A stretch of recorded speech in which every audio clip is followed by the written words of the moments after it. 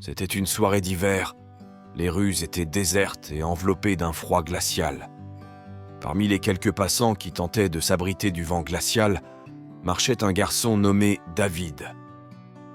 Avant de continuer, abonnez-vous à notre chaîne et activez la cloche pour ne manquer aucune de nos stories. Il n'avait que 12 ans, mais son visage exprimait la dureté d'une vie passée dans la rue. Pieds nus et visage sale, David avait l'estomac serré par la faim. Il ne se souvenait pas depuis combien de temps il vivait ainsi, mais chaque nuit lui semblait pire que la précédente.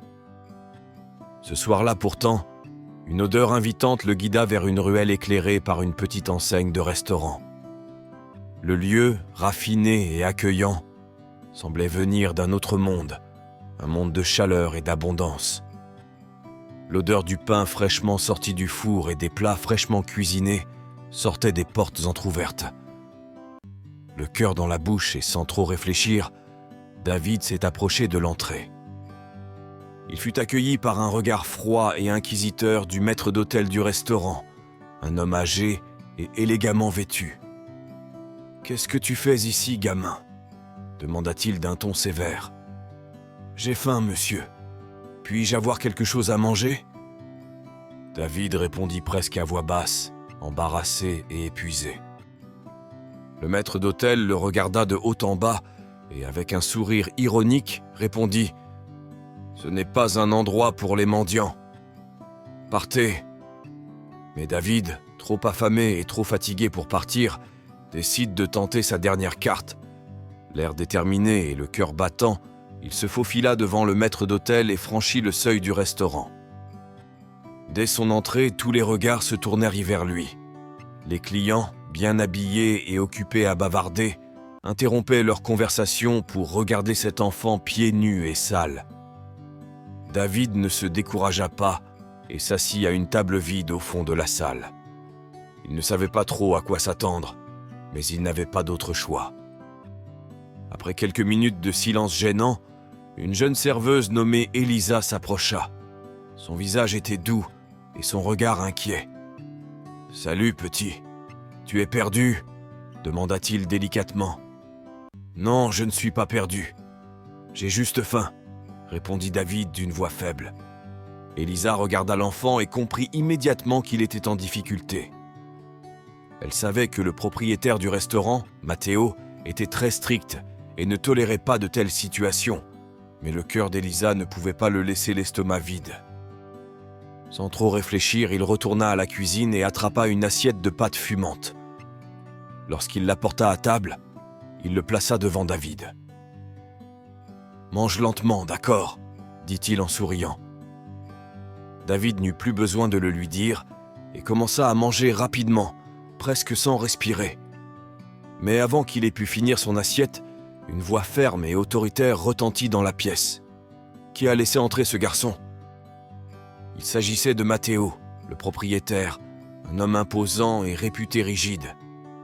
Il s'approcha de David et l'observa avec un air mêlé de surprise et d'irritation. « Pourquoi es-tu ici ?» demanda-t-il d'une voix ferme.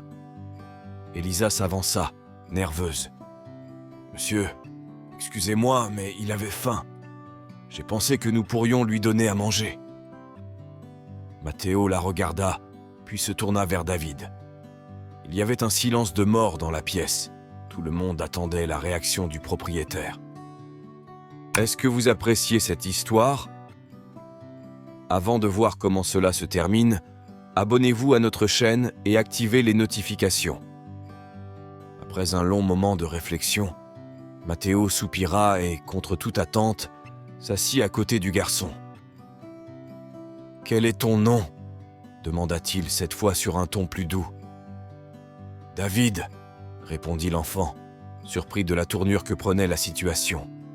« Tu aimes les pâtes, David ?» demanda Matteo avec un léger sourire.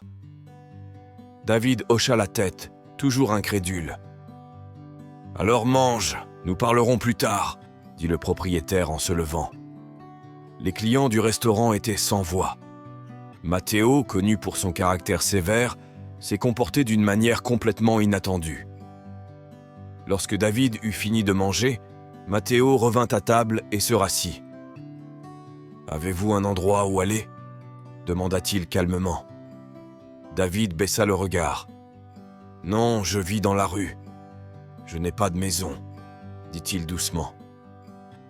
Matteo le regarda quelques instants en silence, puis fit un geste vers Elisa. « Amenez-le à mon bureau », ordonna-t-il. Dans le petit bureau, Matteo s'est assis devant David et a commencé à parler. « Où sont tes parents ?» Le garçon baissa les yeux, les doigts crispés sur les bords de la chaise. « Je vis avec mon père, dans la rue, mais je m'éloigne souvent de lui. Il boit beaucoup et ne se souvient pas toujours de moi. » Il soupira puis ajouta d'une voix douce.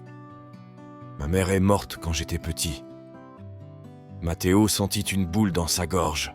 « Je suis vraiment désolé, David. Veux-tu en parler ?» demanda-t-il d'une voix douce. David hocha lentement la tête.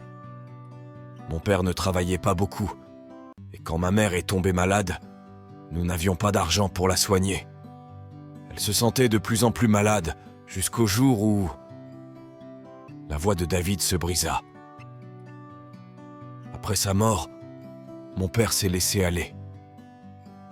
Il buvait de plus en plus et j'avais peur de lui. Il a écouté attentivement les paroles de ce jeune homme et a ensuite répondu « Moi aussi, j'ai vécu dans la rue quand j'étais enfant. Ce n'était pas facile, mais quelqu'un m'a aidé et m'a donné une chance.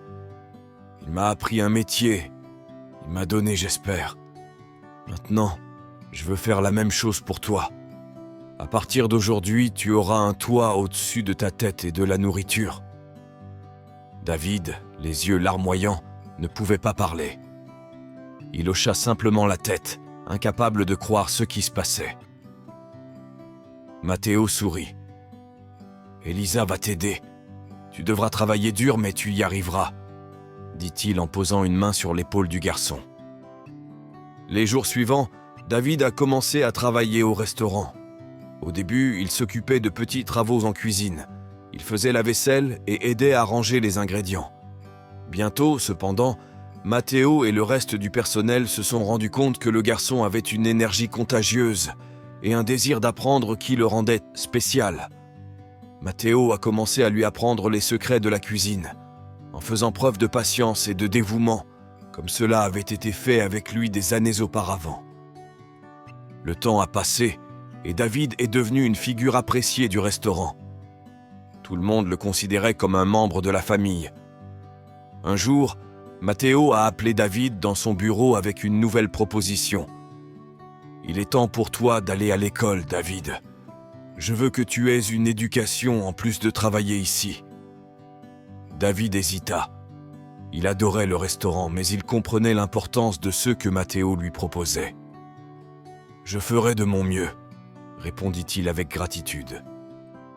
À partir de ce jour, David partage son temps entre l'école et le restaurant, où il continue à grandir et à apprendre, non seulement en tant que chef, mais aussi en tant que personne. Ainsi, le garçon qui errait autrefois seul et affamé a trouvé un foyer, une famille et un avenir radieux, grâce à la générosité de Matteo et de ceux qui ont cru en lui. Avez-vous aimé cette histoire ? Écrivez-le dans les commentaires ci-dessous. Merci d'avoir regardé la vidéo jusqu'à la fin et à la prochaine fois.